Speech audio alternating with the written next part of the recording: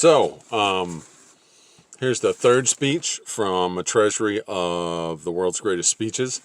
Trying to record and put on YouTube some of the speeches that were delivered before audio recording, and so might not ever have been recorded, or maybe they have, but I'm going to do it anyway. We've done two so far. Robespierre, kind of at the height of his reign during the French Revolution, and then right before he was executed.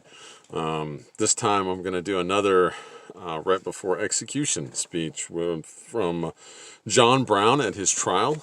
If you're not familiar with John Brown, in the period before the American Civil War, he was an abolitionist.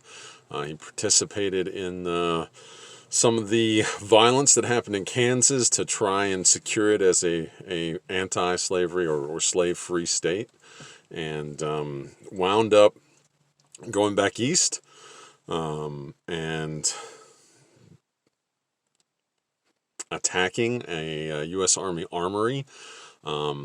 His insistence was that he intended to free slaves, but there's a lot of suspicion that he probably intended to free quite a bit of ammunition and arms as well. Eventually, the next day, the armory was recaptured by United States Marines under the command of a man named Robert Lee, who would, of course, go on to be the Chief General of the Confederacy. And Mr. Brown was tried for murder and treason, and these were his remarks during his trial. I have, may it please the court, a few words to say.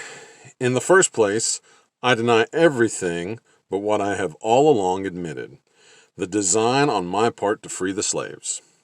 I intended, certainly, to have made a clean thing of that matter, and I did last winter when I went into Missouri and took slaves without the snapping of a gun on either side, and moved them through the country and finally left them in Canada.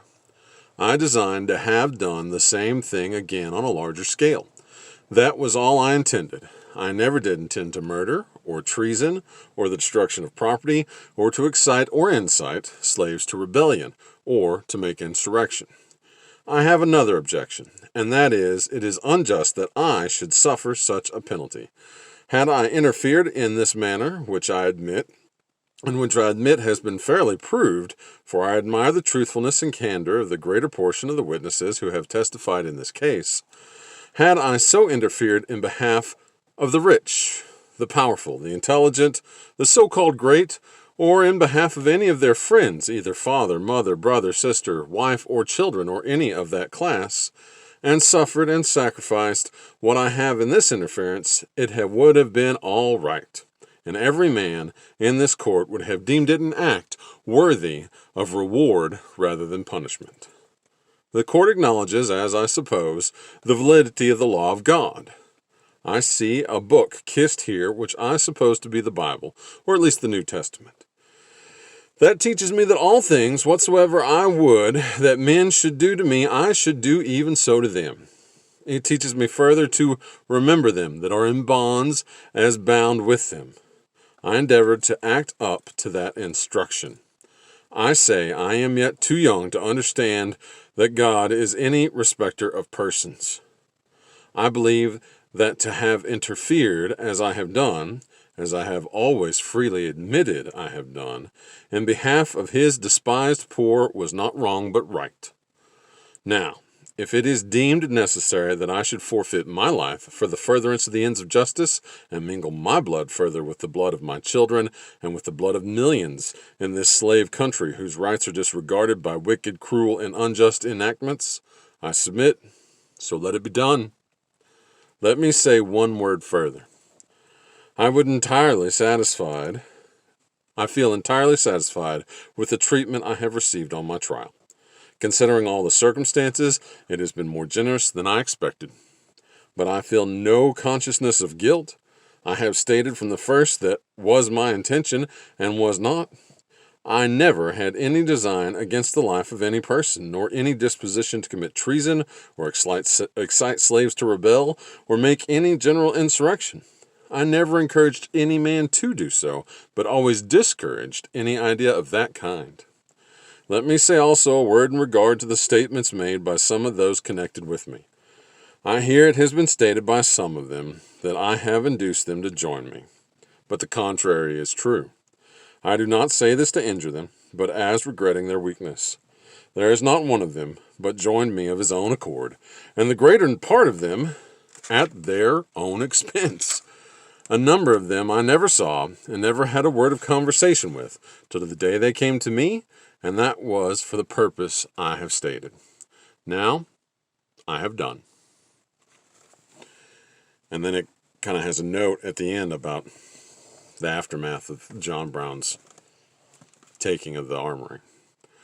A contemporary record of the trial says, while Mr. Brown was speaking, perfect quiet prevailed, and when he had finished, the judge proceeded to pronounce sentence upon him. After a few preliminary remarks, he said no reasonable doubt could exist of the guilt of the prisoner, and sentenced him to be hung in public on Friday, the 2nd of December next. Mr. Brown received his sentence with composure. The only demonstration made was by the clapping of hands of one man in the crowd, who is not a resident of Jefferson County. That was promptly suppressed, and much regret is expressed by the citizens of Jefferson County at its occurrence.